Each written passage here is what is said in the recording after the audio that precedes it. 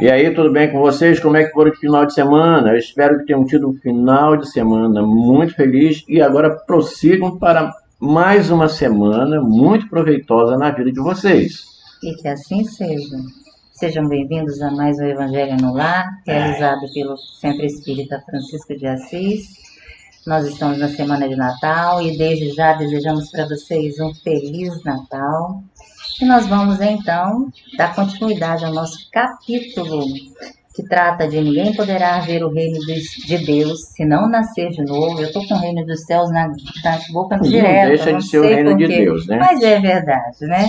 Então, porém, o subtítulo de hoje é A reencarnação fortalece os laços de família, ao passo que a unicidade da existência, uma vida única, Isso. né, os rompe. É um assunto interessante, talvez não consigamos terminar hoje. Continuaremos no próximo evangelho. Nós vamos pegar o item 18. Eu acho que o 18 e 19 dá tempo da gente acho terminar. que 18 e 19, Wellington. Vamos ver o que vamos... acho que 18 e 19. Ok? Tudo bem. Então, meus amigos, sejam bem-vindos, tá? Estejam com vocês com a sua água. Hoje o cenáriozinho aqui está meio que diferente, mudamos porque está muito quente e como nós estamos numa área externa, pode ser que vocês escutem assim alguns barulhinhos diferentes, inclusive moto, carro, né? Mas desconsiderem. Mas vão nos ouvir muito bem, assim, não acredito. O importante é a nossa intenção, ok? Então vamos a trabalhar? Olha, como sempre a gente faz uma leitura preparatória do Fonte Viva, o Espírito Emmanuel, nosso amigo Chico Xavier, que é o médium que psicografou. Então nós temos aqui, o título é Destruição e Miséria, e está em Paulo em Romanos, no capítulo 3, no versículo 16, e diz o seguinte: em seus caminhos há destruição e miséria. Então, vamos lá. Quando o discípulo se distancia da confiança no mestre e se esquiva a ação nas linhas do exemplo que o seu divino apostolado nos legou, preferindo a senda vasta da infidelidade à própria consciência, cava, sem perceber, largos abismos de destruição e miséria por onde passa. Se cristaliza a mente na ociosidade, elimina o bom ânimo no coração dos trabalhadores que o cercam e estrangula suas próprias oportunidades de servir. Se desce ao desfiladeiro da negação, destrói as esperanças tenras no sentimento de quantos se abeiram da fé e tece vasta rede de sombras para si mesmo. Se transfere a alma para a residência escura do vício, sufoca as virtudes nascentes nos companheiros de jornada e adquire débitos pesados para o futuro. Se asila o desespero, apaga o tênue clarão da confiança na alma do próximo e chora inutilmente sob a tormenta de lágrimas destrutivas. Se busca refúgio na casa fria da tristeza, asfixia o otimismo naqueles que o acompanham e perde a riqueza do tempo em lamentações improfícuas. A determinação divina para o aprendiz do Evangelho é seguir adiante, ajudando, compreendendo e servindo a todos. Estacionar é imobilizar os outros e congelar-se. Revoltar-se é chicotear os irmãos e ferir-se. Fugir ao bem é desorientar os semelhantes e aniquilar-se.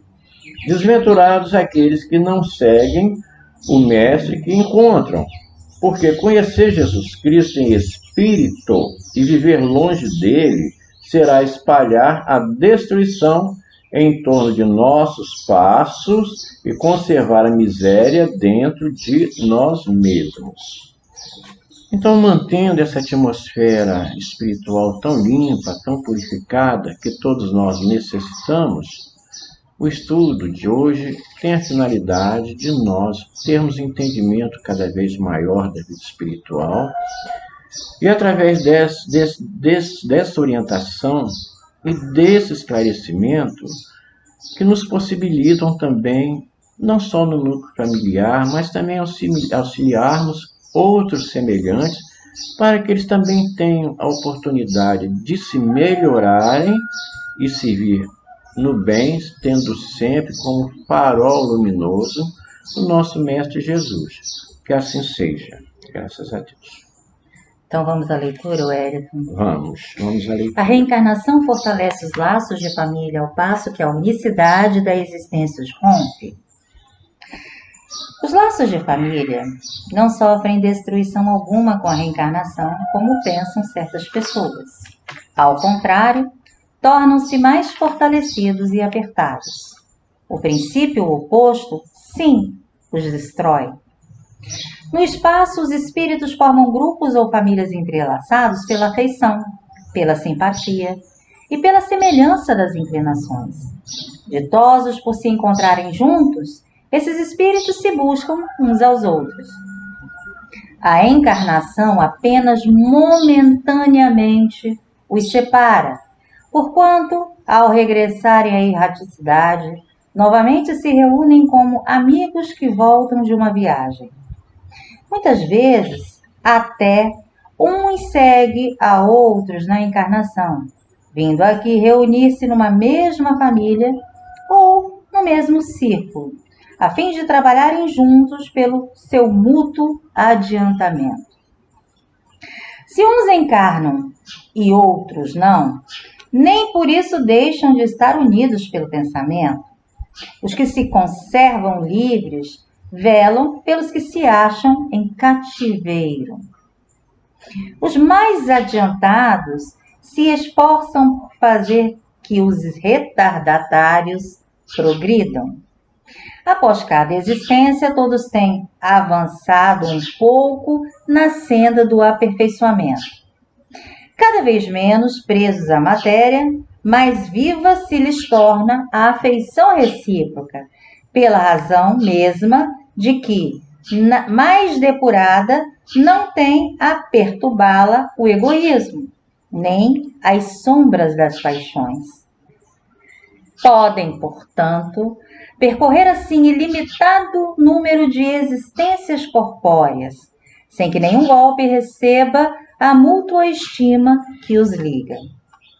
Está bem visto que aqui se trata de afeição real, de alma a alma, única que sobrevive à destruição do corpo.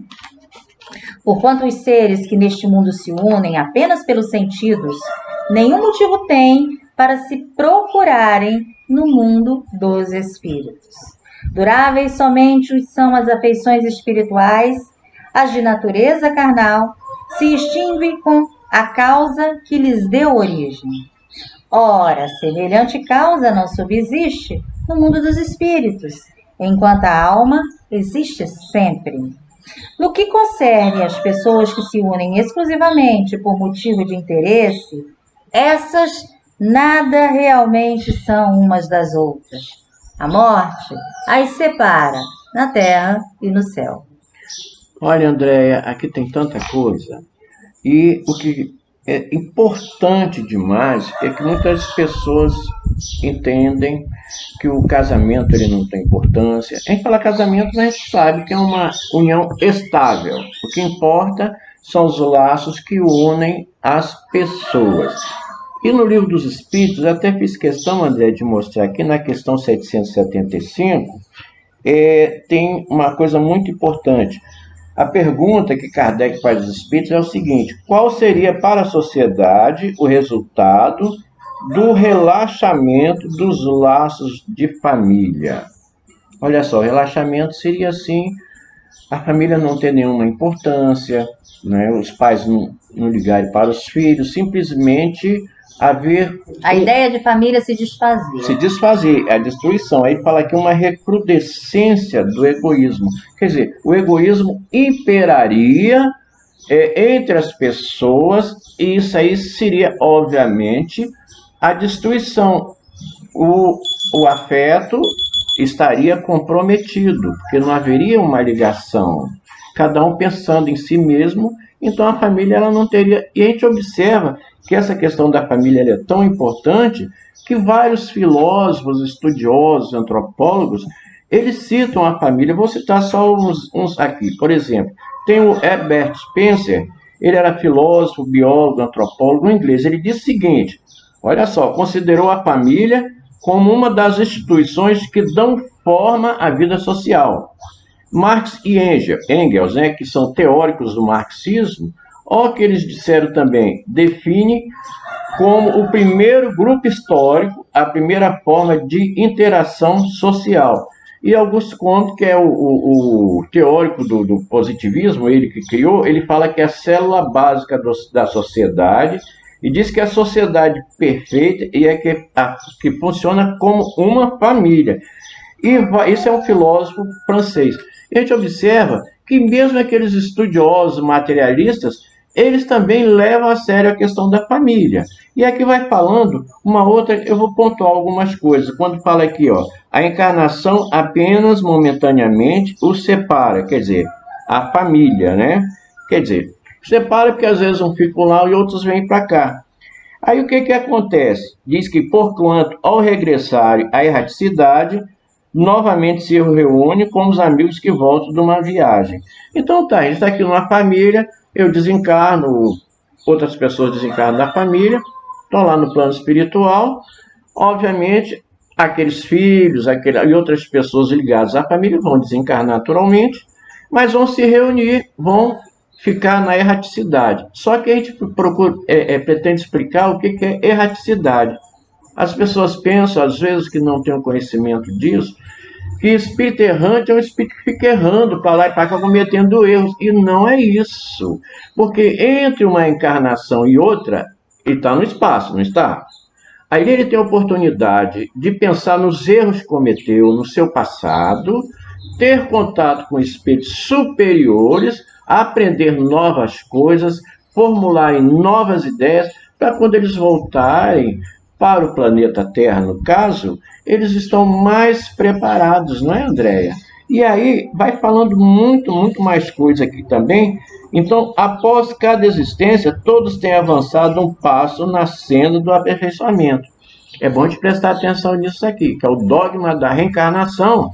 Mas às vezes a pessoa pensa assim, não, eu estou reencarnando, eu estou evoluindo, e não se preocupa com isso. Não, não é bem assim não. A gente tem que estar atento, porque cada encarnação é uma oportunidade para evoluir, e para evoluir nós precisamos ter, como diz Alírio, sinceridade de propósitos. Eu posso ser sincero em pensar que eu vou fazer uma coisa, por exemplo, eu vou deixar de beber. Aí eu penso com toda sinceridade, mas qual é o meu propósito? É mudar de vida. Se de repente eu passo 3 dias sem beber e 4 dias bebendo, é porque não houve sinceridade de propósito. Eu não levei a sério. Eu posso até estar sendo sincero, mas aí eu tenho que ter a sinceridade no propósito, né? Então, é bom estar atento a isso, que cada encarnação é uma forma também de que, vamos colocar aqui, voltando ao núcleo familiar. Na medida que a gente vai se desapegando da matéria, obviamente, a gente vai conseguindo que o laço familiar ele se torna mais forte, porque a gente vai deixando de lado o egoísmo e, naturalmente, aquele núcleo familiar vai evoluindo. Aí nós também pensamos assim, não, mas então quer dizer que toda a família evolui? Não. Há necessidade que haja o laço afetivo. E muitas vezes a pessoa tem uma relação casual, mas ali não tem afeto. Então esse laço não vai conseguir manter-se. É necessário que haja o afeto, que a gente se respeite, né? Que a gente se compreenda, que a gente se ama, que a gente faça todo um esforço de manter esse laço afetivo sem egoísmo, sem pensar apenas em si. Porque se eu estou aqui com ela, é porque deve haver da minha parte uma preocupação com ela e vice-versa. Entendeu? E o casal ele funciona assim, um está ligado no outro. O que está vendo? Às vezes a mulher acorda, né, com aquele mal-estar, aquele mau humor. Cala a boca, fica quieta. Deixa passar o dia e tal, e depois mais tarde, amor, o que tem, o que houve e tal. Aí ela já passou aquele mal-estar, aquela coisa toda. Todo mundo tem problemas, né? Então vamos respeitar cada um o problema do outro. E o diálogo, manter o diálogo, né? Na família toda, né? Sim. Fala alguma coisinha, porque eu tô solto aqui, né? Então você vai falando.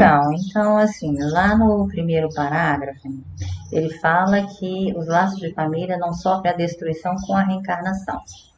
E o oposto, sim, isso é o que destrói esses laços. Por que ele disse isso? Que a reencarnação, ela serve para estreitar os laços o princípio da existência única faz justamente o contrário, né? Corta, destrói esses laços. Porque é no processo da reencarnação que os espíritos têm a oportunidade de se reunirem num grupo e ali, dentro daquele grupo, se desfazerem de suas diferenças, de seus débitos. Ora, quando nós somos criados simples e ignorantes, ninguém é criado bom e mal. Ninguém é criado com amigo ou inimigo, com amores ou desafetos. Isso tudo será construído no estreitamento dos laços que se dá através das relações. Mas Deus é tão perfeito, que nos deu a oportunidade de estreitar essas relações num núcleo, numa célula familiar. Essa célula, não importa como seja o formato dela, não importa se é uma célula que foi constituída num orfanato, numa célula que foi constituída, sabe, com 2 pais, 2 mães, ou com um casal hétero, ou com um casal homo, isso não faz a menor diferença. O essencial é que as relações sejam estreitadas com que objetivo? Com o objetivo de se estabelecer o respeito mútuo, o equilíbrio, equilíbrio entre as criaturas. Porque enquanto indivíduos, temos características únicas. Eu e o Hélito, casados somos, mas água e vinho, totalmente diferentes um do outro. O importante na relação aqui é o quê? É estabelecer um propósito de aceitação entre aquilo que eu sou e que eu posso e aquele que ele é e pode, e nesse contexto da aceitação, um respeito pelas limitações alheias. E o aprendizado, né, André? Porque aí eu aprendo uma série de coisas com ela e ela aprende uma série de coisas com porque no decurso de várias encarnações, nós todos adquirimos virtudes também. A gente não tem só falha não, gente. Não vamos ser pessimistas não. Exatamente. Nós temos virtudes. Então, de repente, eu passo aquilo que já está fortalecido em mim, eu procuro passar para ela e vice-versa. Porque, de repente, eu tenho um defeito, uma falha, e ela pode compensar me dando orientação. Para isso que é o diálogo, né? Exatamente. Porque, de repente, ela fala uma coisa, eu achar que eu estou certa, aí eu já vou fazer aquela trombose, né? Eu vou criar uma tromba, né? Aí vou ficar aborrecida, não tinha nada. Aí entra o orgulho. Porque eu não aceitei, né, André? E a coisa fantástica da célula familiar é justamente ter nos oferecer essa oportunidade. Porque na célula familiar, nós não vamos receber só espíritos simpáticos, né? Aqueles perfeitos bonzinhos, né? E aí, gente, nós temos que fazer um parênteses aí na questão da simpatia. Porque espíritos simpáticos não são só aqueles que se afinizam conosco pelo lado bom, não. Tem aqueles que se afinizam conosco pelo lado ruim também, entendeu? Simpáticos nas falhas, Nas falhas, entendeu? Nas virtudes e também nas falhas. Então, o quesito simpatia tem que ser olhado com muita atenção aí, tá? E nós também vamos encontrar o quê? Os espíritos antipáticos, né? Aqueles espíritos. O fulano não se dá bem com ninguém na família, não tem umas coisas assim? Temos essa dificuldade de relacionamento. E a gente passa assim, na maioria das vezes, assim, quando vê a pessoa lá, nossa senhora, diz que eu não estou em casa, tá?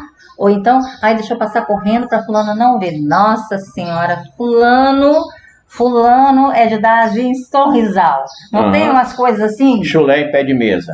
Mais ou menos por aí, né? Gente, isso é muito comum a gente perceber nos núcleos familiares ou nos núcleos de amizade. E a finalidade é o auxílio mútuo, né? Então, às vezes, numa família, vem aquele que é mais evoluído. Isso pode ser o pai, pode ser o filho, pode ser a mãe, não é porque é o pai que é o mais evoluído. Não, às vezes é que ele se inseriu naquela família, porque ele já carrega toda uma gama de conhecimentos, de reencarnações produtivas, e ali ele vai ser o esteio da família, é ele que vai ser a bússola da família. Pô, mas fulano tão novo, olha só como é que ele é diferente, como é que ele é uma cabeça pensante ali, é ele que toma a rédea de tudo. Não tem umas coisas assim, André? Exatamente. Por quê, gente? Porque vem no núcleo familiar, às vezes bem dentro da célula principal. O que é a célula principal? É aquela célula que deu origem a mim e aquela célula que deu origem ao Wellington, ok?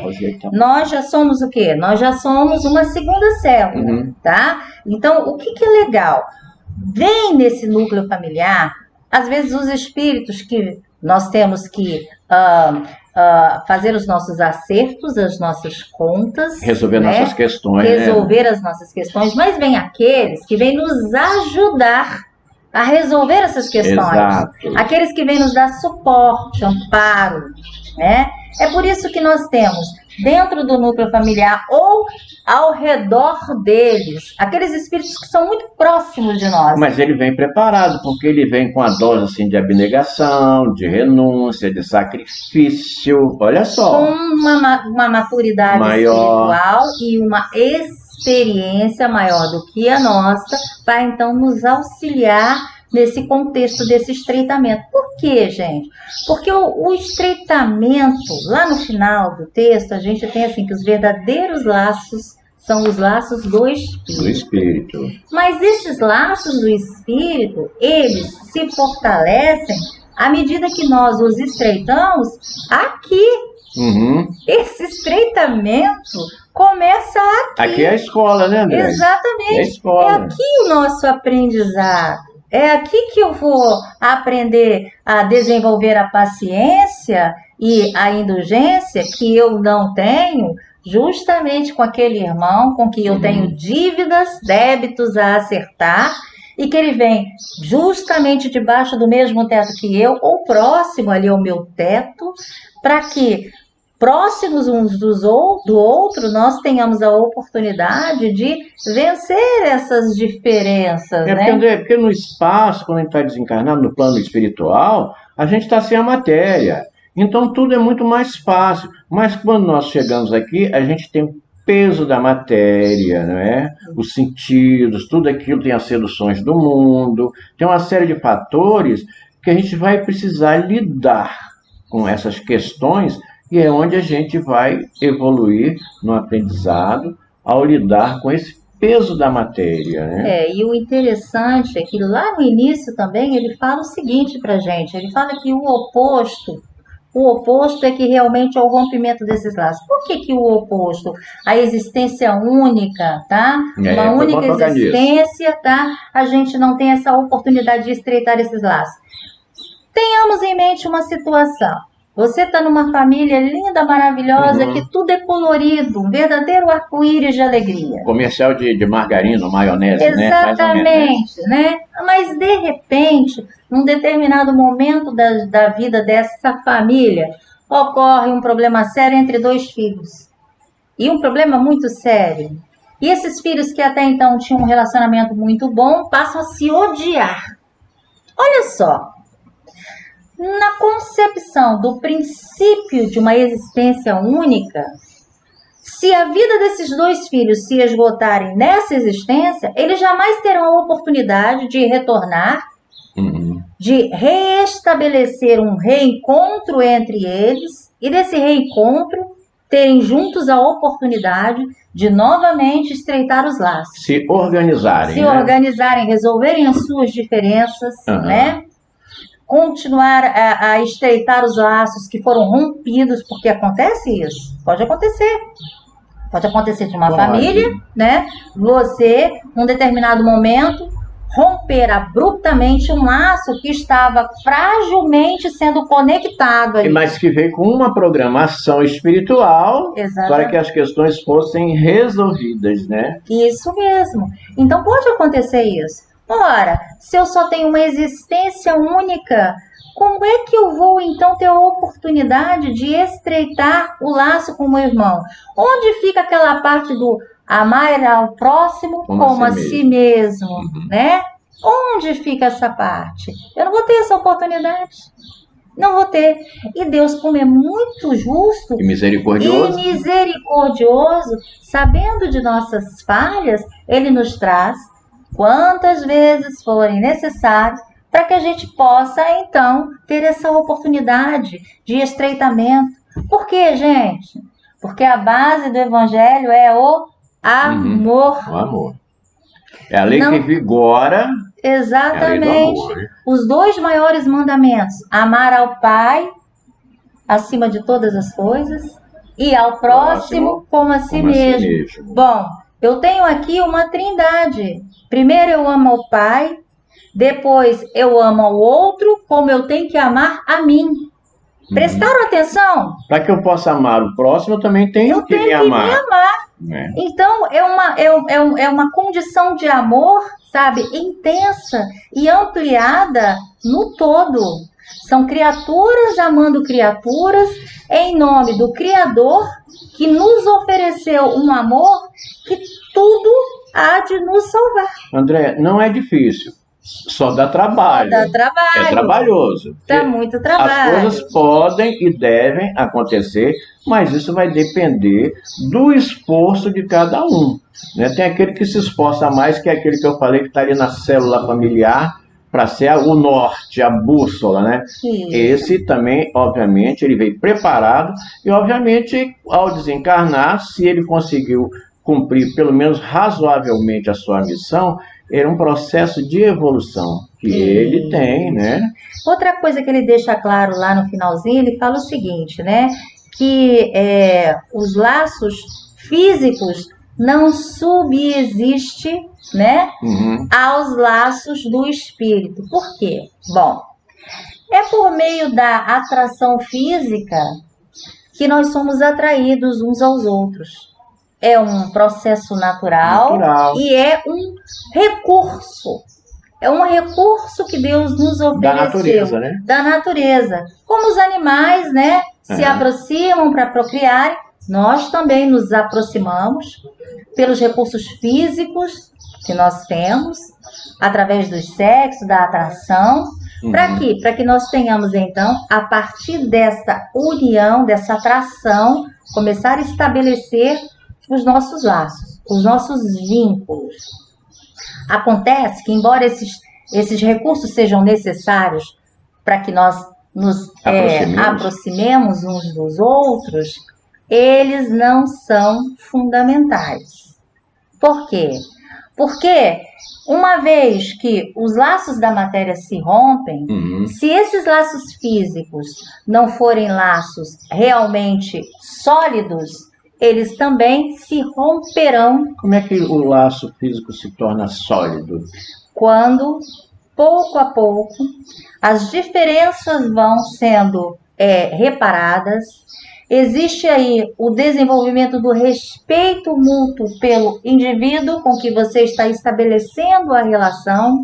E esse respeito te dá a compreensão do que é você desenvolver pelo outro o mesmo amor que Deus desenvolveu por você e que você deve ter por si mesmo e querer que o outro tenha por você. É porque os laços da paixão, que é aquele processo inicial da química e tal, com o tempo eles vão se extinguindo, não mantêm o mesmo patamar. Mas aí entra a questão da convivência, o laço do afeto. Olha, quantas vezes a gente percebe aquelas pessoas envelhecem juntas e estão ali tão unidas que às vezes um desencarna, o outro também morre, não é? O outro também desencarna também. E só para vocês terem uma certa noção do que é, o que diferenciam os laços da paixão, os laços do amor verdadeiro, vamos ter uma ideia do seguinte: o amor que Deus nos oferece é um amor que é conhecido pelos evangelistas como ágape.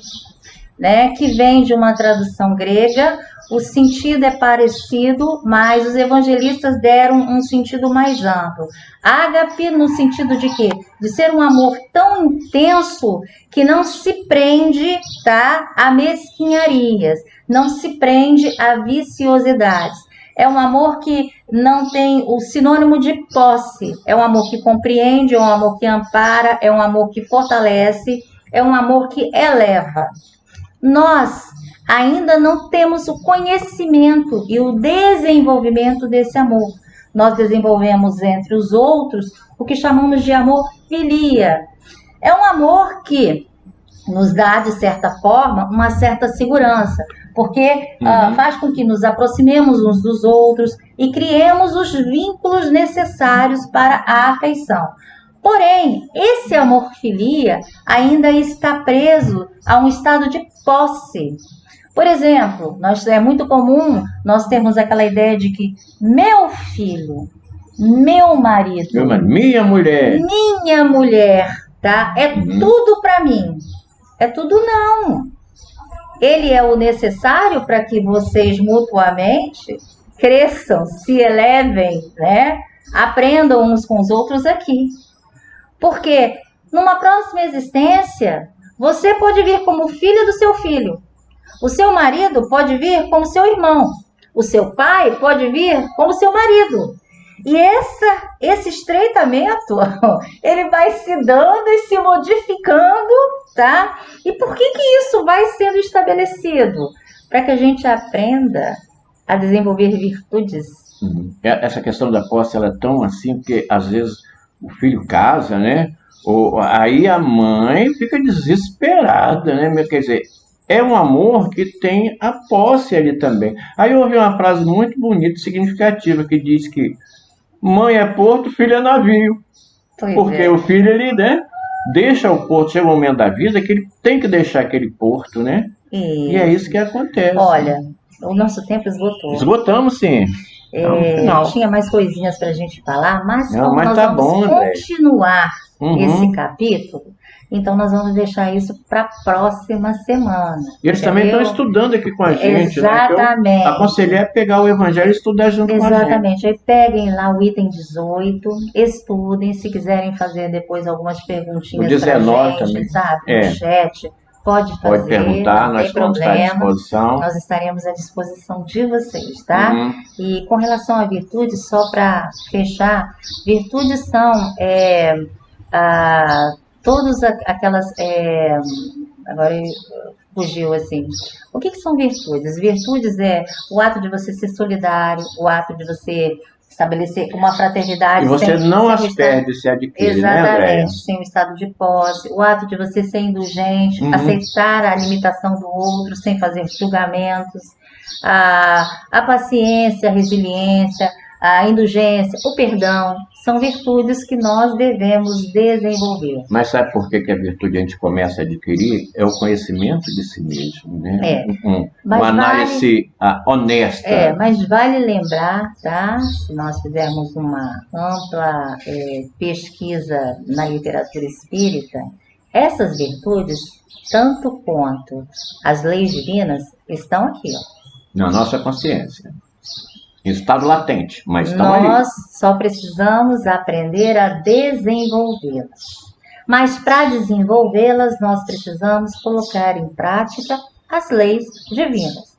Porque as virtudes não se desenvolvem se você não consegue praticar as leis divinas como devem ser praticadas. Muito bem. Não é? Matou a pau. Então nós vamos encerrar. Agradecendo ao Mestre Jesus a oportunidade, pedindo ao Pai querido que nessa semana irá finalizar com o aniversário do nosso querido Mestre Jesus, que ampare e abençoe todas as famílias que estão espalhadas em todas as partes do mundo, aquelas que estão em situações de risco, aquelas que estão passando por algum sofrimento, aquelas que estão em estado de limitação física, em razão de algum problema que estão tendo que passar nesse momento, nesse período, que é um período que sabemos nós, ocorrem muitas questões, muitas tragédias, infelizmente, em várias partes do mundo, em razão das chuvas, das secas, em razão das mudanças, das alterações bruscas de temperatura, em razão da pandemia. Pai querido, Criador de todas as coisas, ampare e fortaleça suas criaturas, aquelas que necessitam da tua fortaleza, que necessitam de ti, sentindo a presença do meigo rabino, do Cristo Jesus,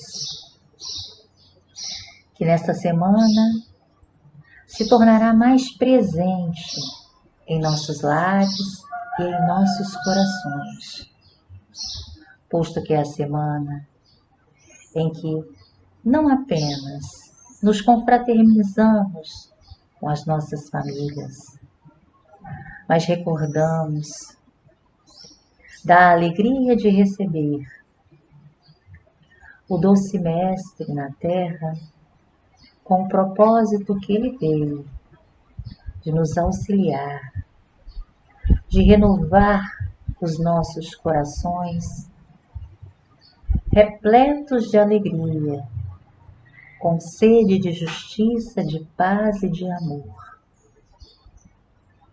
E lembrando do Mestre querido, agradecemos a oportunidade da reunião da noite. Que assim seja. Então, antes de desejar o nosso Feliz Natal para vocês, vou convidar vocês para assistirem às nossas lives de terça-feira, Jesus e Alegria. É uma live que vai ser realizada com o nosso companheiro lá da FESLAR, José Luiz.